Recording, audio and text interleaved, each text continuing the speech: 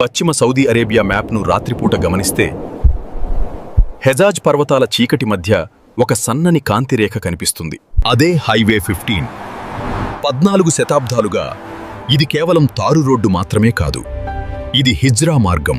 Islamic ప్రపంచంలోని 2 పవిత్ర నగరాలైన మక్కా మరియు మదీనాలను కలిపే ఆధ్యాత్మిక వారధి ఇది. కానీ 2025 నవంబర్ 17 రాత్రి ఆ ఎడారి నిశ్శబ్దంలో ఒక విషాదం పొంచి ఉంది. హైదరాబాద్ నుండి వెళ్లిన 43 మంది యాత్రికులు తమ ఉమ్రా యాత్ర ముగించుకుని అలసిపోయి ప్రశాంతంగా నిద్రపోతున్నారు. వారు ప్రయాణిస్తున్న ఆ తెల్లటి బస్సు ఒక సురక్షితమైన గూడులా వారికి అనిపించింది. కానీ రాత్రి 1:30 అల్ ముఫ్రిహాద్ దగ్గర విధి భారీ యంత్రాల రూపంలో వారిని ఎదుర్కొంది. అసలు ఏం జరిగిందో అర్థం చేసుకోవాలంటే ఎడారి లాజిస్టిక్స్లో ఉన్న ప్రమాదాలను చూడాలి. డ్రైవర్ కళ్లలో నిద్రమత్తు, బయట అంతులేని చీకటి. బస్సు హెడ్లైట్ల వెలుతురులో మాత్రమే రోడ్డు కనిపిస్తోంది. కానీ ఆ చీకటిలో ఒక మృత్యువులా డీజిల్ ట్యాంకర్ నిశ్చలంగా నిలబడి ఉంది. 100 కిలోమీటర్ల వేగంతో వెళ్తున్న బస్సు 1000 లీటర్ల డీజిల్ ఉన్న ట్యాంకర్ను ఢీకొట్టినప్పుడు అది కేవలం ప్రమాదం కాదు, అది ఒక రసాయన విస్ఫోటనం. ఆ ఘర్షణ జరిగిన మరుక్షణం ట్యాంకర్ పగిలి డీజిల్ గాలిలో పొగమంచులా వ్యాపించింది. ఆ వెంటనే ఒక చిన్న నిప్పు రవ్వ క్షణాల్లో ఆ ఏసీ బస్సు ఒక అగ్నిగుండంగా మారిపోయింది.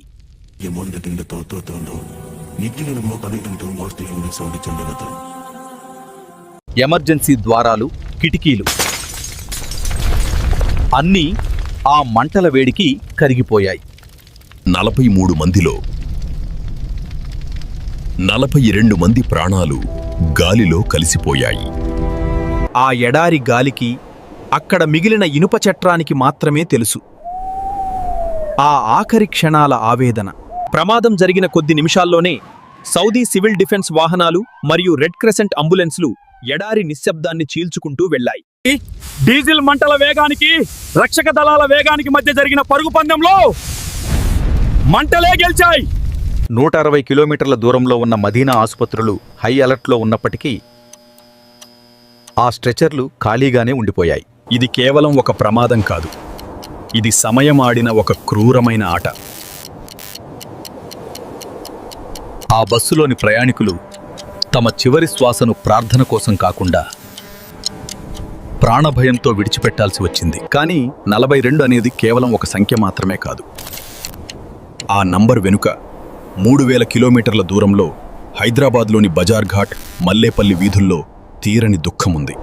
వీరంతా పరిచయస్తులు, బంధువులు, మనవళ్లను మోసిన నానమ్మలు, తిరిగి సురక్షితంగా వస్తామని వాగ్దానం చేసిన తండ్రులు. బజార్ ఘాట్, మల్లేపల్లి, హైదరాబాద్ ప్రాంతాలలో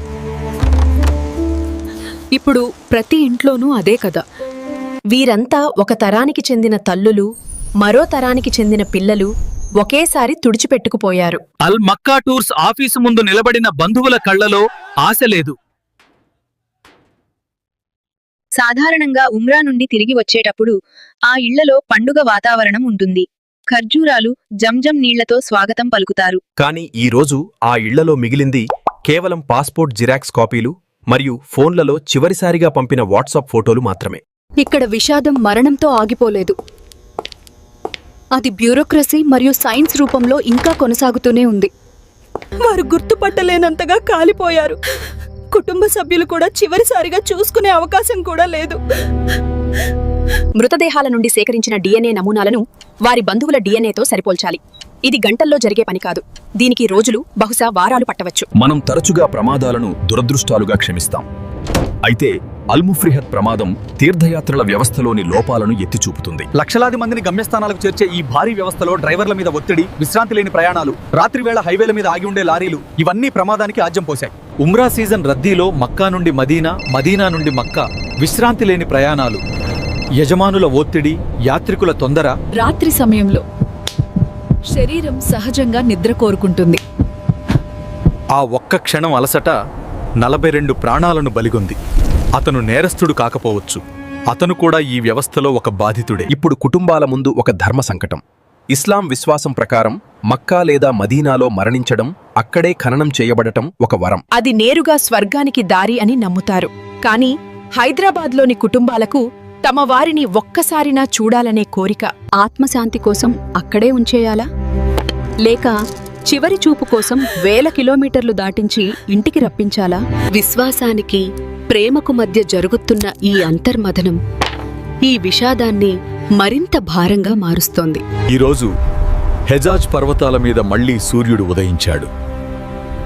అల్ ముఫ్రిహాద్ దగ్గర రోడ్డు శుభ్రం చేయబడింది. హైవే మీద వాహనాలు మళ్లీ రొద చేస్తూ వెళ్తున్నాయి.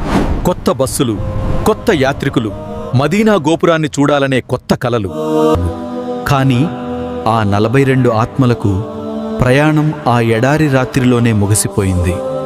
పవిత్రతను వెతుక్కుంటూ వెళ్ళినవారు అత్యంత విషాదకరమైన రీతిలో అనంతలోకాలకు చేరారు. ప్రపంచం ముందుకు సాగిపోవచ్చు, కానీ హైదరాబాద్ కుటుంబాలకు మాత్రం ఎప్పటికే రాని ఆ ఫోన్ కాల్ జ్ఞాపకం. మరియు పవిత్ర యాత్రకు విషాదానికి మధ్య దూరం కేవలం కొన్ని మిల్లీ సెకన్లే అన్న చేదు నిజం ఎప్పటికీ మిగిలిపోతుంది.